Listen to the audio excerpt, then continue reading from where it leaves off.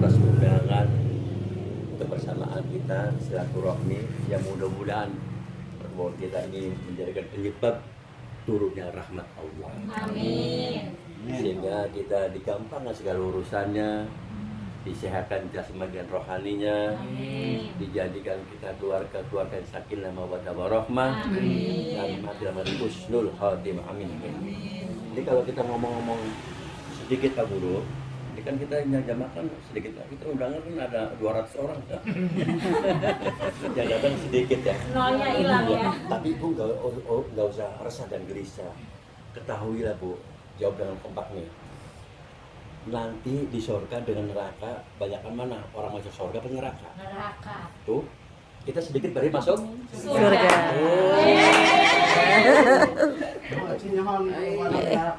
Baca kiai aja neraka sekolah aja.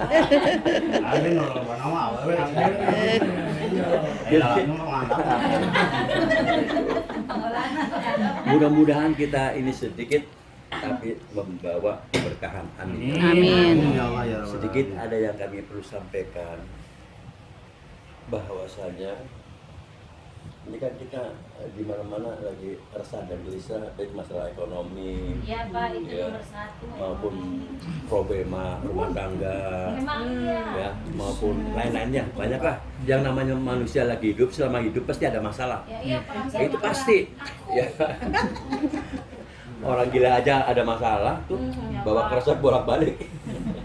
Masalah. Jadi bawa masalah. Maka oleh karena itu para jamaah, ada satu solusi yang perlu kita hadapi.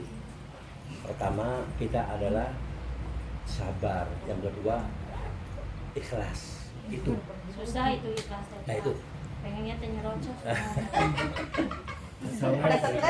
Kalau takut darah tinggi. Kalau Kak. sabar, coba Ibu, Bapak, sabar dengan ikhlas kira-kira beda apa enggak nih? Beda. Beda di mana?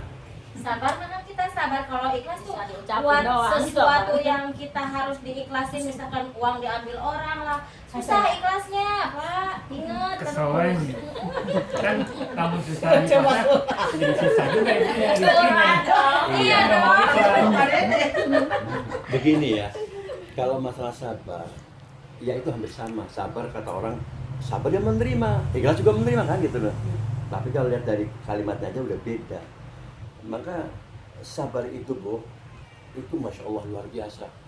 Kata Allah, innama yuwafasabiruna ajrum inda rabbihim.